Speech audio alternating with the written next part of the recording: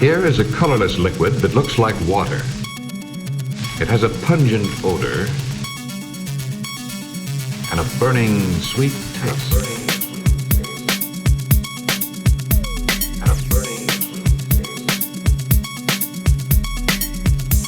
Its chemical formula is C2H5OH. This is ethyl alcohol.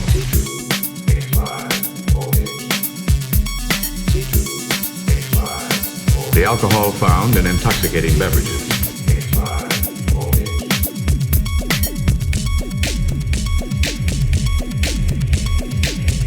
Cereal grains are starchy materials commonly used in making alcoholic beverages. Out of wheat, beer is usually made.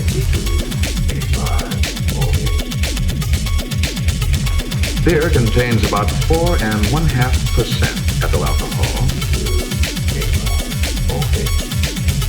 All alcoholic beverages are products of fermentation.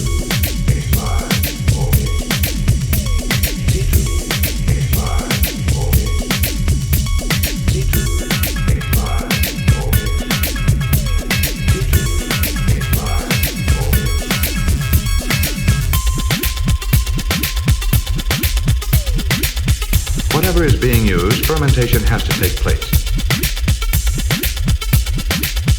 Fermentation is the action of yeast cells on sugars to produce alcohol. The bubbles seen here are carbon dioxide given off during the fermentation.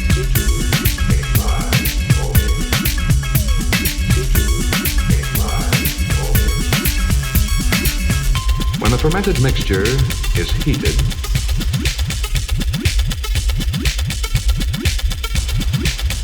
vapors are given off that contain products of the fermentation, including a relatively high percentage of alcohol.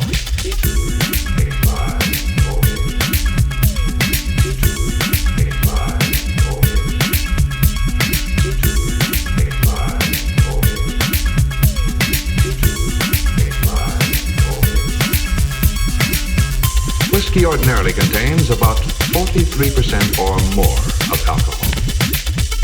When we compare the three kinds of beverages, we see that whiskey contains more alcohol than either wine or beer.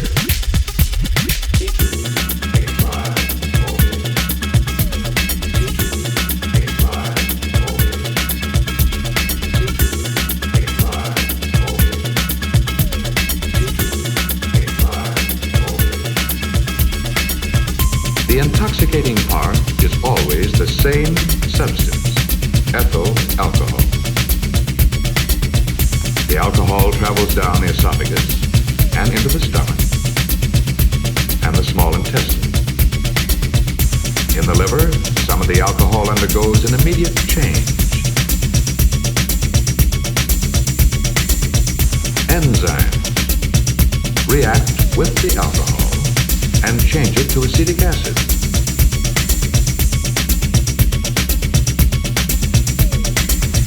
The acetic acid molecules and the molecules of ethyl alcohol, not acted upon immediately by the liver, pass on through the veins to the heart.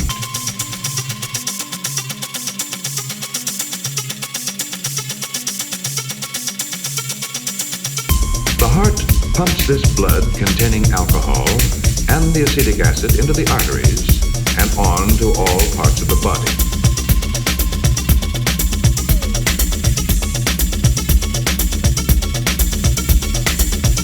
The liver oxidizes about 3/4 of an ounce of alcohol per hour until the alcohol is all oxidized.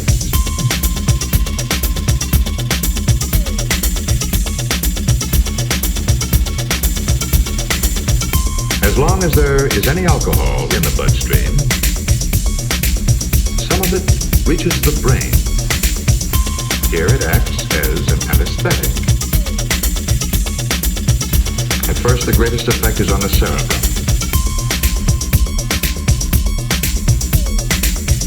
This darkened area is the judgment center and the center for tensions and anxieties. Even small amounts of alcohol tend to deaden these centers, and because of this may provide an illusion of relaxation.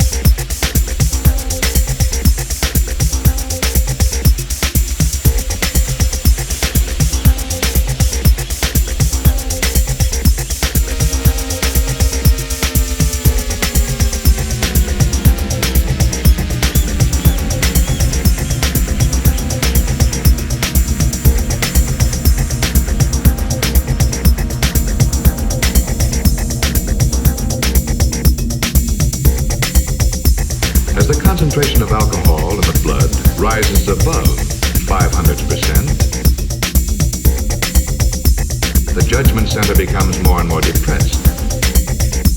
Gradually, too, the muscular control center becomes less responsive to incoming signals from nerves in all parts of the body.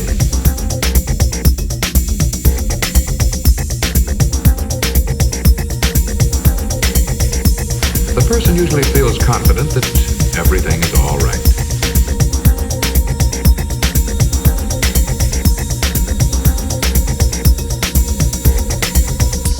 But a condition like this develops. Drivers in this condition are incapable of making responses fast enough for the safety of themselves or others. This leads to accidents. The vision center too is affected during intoxication. This impairs the individual's normal vision. Driving or walking in traffic is extremely hazardous under such conditions. If the concentration of alcohol continues to increase, it finally affects a deeper center toward the base of the brain called the cerebellum. When the concentration of alcohol in the bloodstream reaches about 0.4%,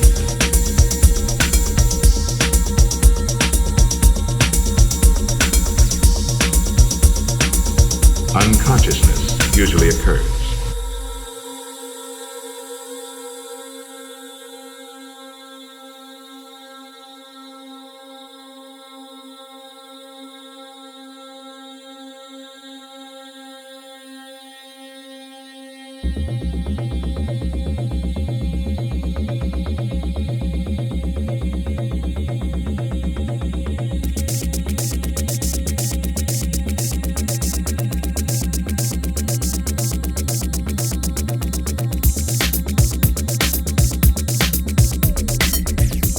But even after consciousness is regained, it takes some time before the person is fully in control of his muscular processes.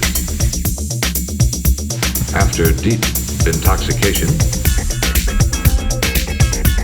the sobering up period for an average-sized adult may take 12 hours or more.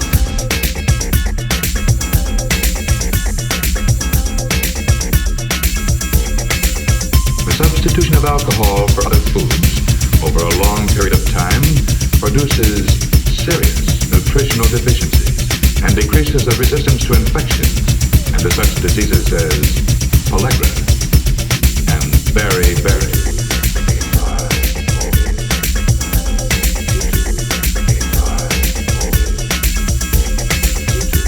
Those who are unable to avoid chronic overindulgence in ethyl alcohol, such as this man, are usually termed alcoholics.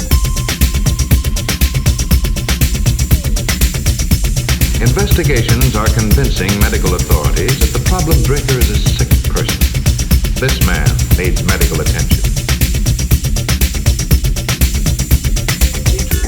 The old method of treatment for a person in this condition was to throw him in jail. But the hospital for a person in a helpless condition due to alcohol.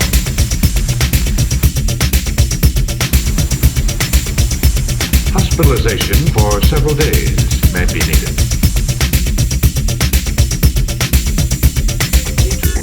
Although he may recover physically, he must avoid all future use of alcoholic beverages.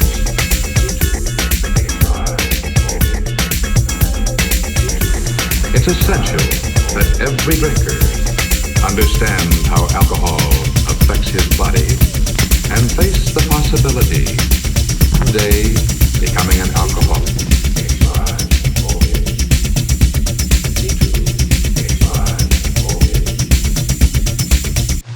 And he should realize that alcohol is a potential menace to community safety as well as to his personal health.